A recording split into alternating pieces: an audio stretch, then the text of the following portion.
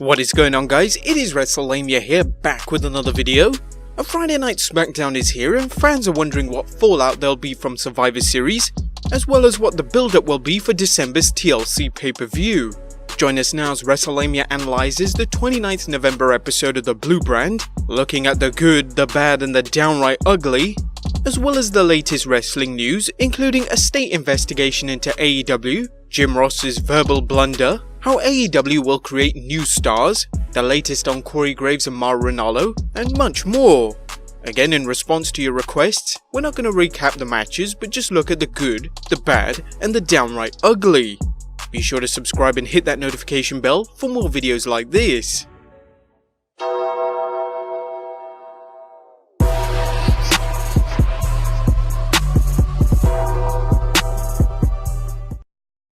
First off, let's look at the good, as number 1, building off Survivor Series.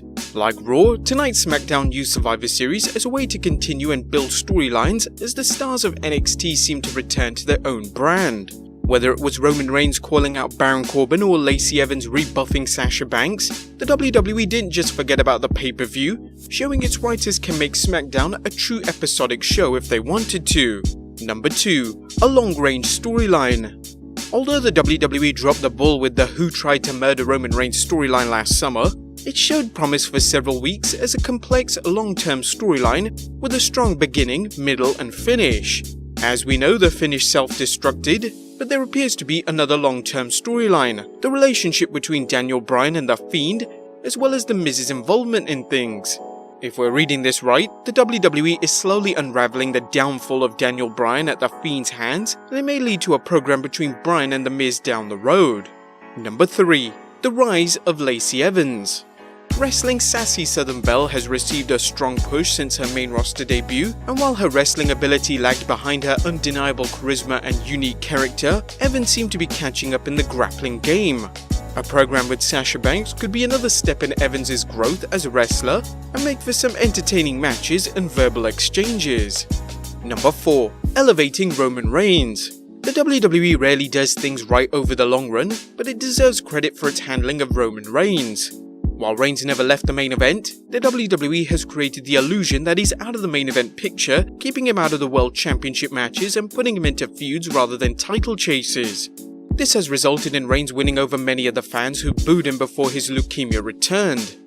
The WWE seems to be continuing this strategy with the feud with Baron Corbin and Corbin's allies Dolph Ziggler and Robert Roode. One of the biggest rumors going around is that they want to build Roman versus The Fiend at WrestleMania 36. This could be a tough sell given The Fiend's popularity, but so far, Reigns' rehabilitation with the fans continues to progress. Number 5, some much needed returns. SmackDown has a loaded roster, yet there are times when the 2-hour show seems short on talent, and no, that's not a shortage joke. Last night's episode featured several big returns, including Elias, Sheamus and Alexa Bliss. The WWE can do a lot with any one of them if they book them well, especially when they've gone back to Sheamus' old gimmick. That could certainly show some promise. But that was the good, let's look at the bad as, number 1, a Fiend overload. But tonight was a dangerous direction for the WWE's top character, The Fiend. The WWE finds itself in a tricky situation with its popular character, as on one hand, the character is in high demand, so much in fact that FAUX executives reportedly asked that he be moved from Raw to SmackDown, but on the other hand, he's the type of character who could be easily overexposed because he's currently booked as invulnerable to his opponent's attacks, forcing the WWE to depower him or continue feeding wrestler after wrestler to him. While The Fiend's dual identity allows the WWE to feature Bray Wyatt in some segments and The Fiend in others, the WWE may have overused both tonight. Now don't get us wrong, we're not complaining that we see too much of The Fiend, as he's still a hugely over character. We just don't want WWE to overexpose him, as WWE fans have proved that things can get tiresome at times. The WWE should still limit The Fiend's appearances, even if it wants to hawk his new limited edition title belt. And number 2, speaking of the title belt,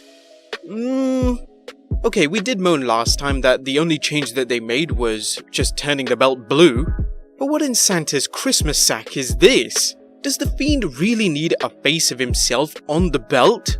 It seems like they just went too overkill, and it's a good representation of what they're doing now with the character itself.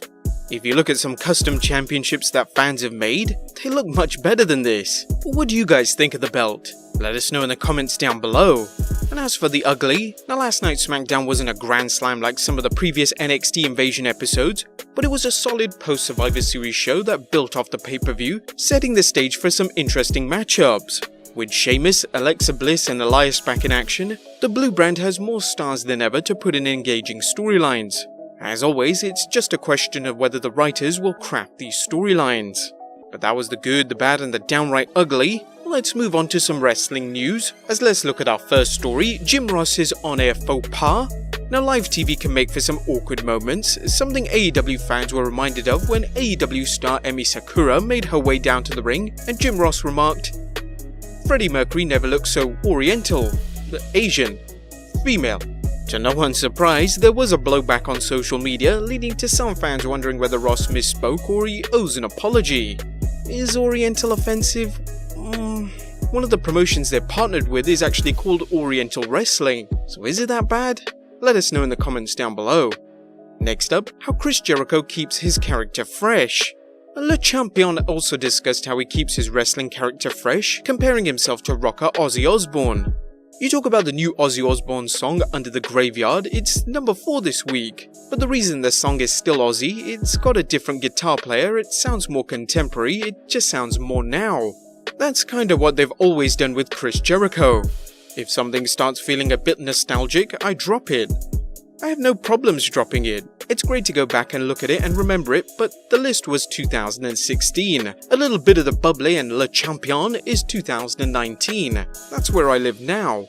I think it's great to have a body of work that people go, I like this era best. I like that era best. But as long as you continue to keep your fans guessing so they never know exactly what you're going to get from you, they'll be that much more engaged and that much more apt to continue to follow you. Very wise words from Le Champion. Wrestlers have to move on with the times. Sometimes nostalgia is great, but they can't live off it forever. Next up, Maryland State Athletic Commission investigating AEW. It looks like the Maryland State Athletic Commission is investigating AEW for its Full Gear show from 9th November. According to the latest issue of the Wrestling Observer newsletter, the investigation started after former WCW announcer Chris Cruz contacted the Maryland State Athletic Commission regarding the Omega vs Jon Moxley I Quit match at the Full Gear pay-per-view show on 9th November. He asked about commission rules on blading and allowing matches to continue if a performer is bleeding either intentionally or unintentionally, and if there was a commission doctor at the show. After repeated requests, he was told that the commission prohibits wrestlers from deliberately lacerating themselves or their opponents, or introducing human or animal blood into the match, none of which happened in that match. The commission noted that they were at the match and there was a doctor assigned to the show. The commission also stated they were conducting a formal investigation into the match, and thus since the investigation is ongoing, they can't comment on questions regarding the match.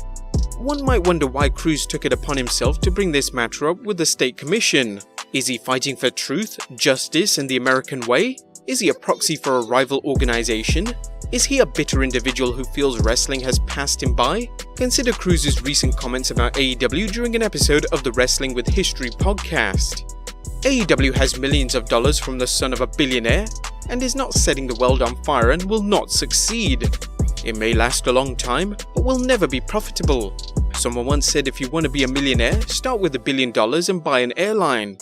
It's the same thing with a pro wrestling organization. It's just gonna bleed you dry. Not everything is guaranteed to last forever. It's my convention that wrestling has seen better days. If you guys agree with Cruz, let us know in the comments down below. Next up, NXT TakeOver moving to Sunday nights. It looks like WWE may be moving the night it airs NXT TakeOver specials to Sunday night.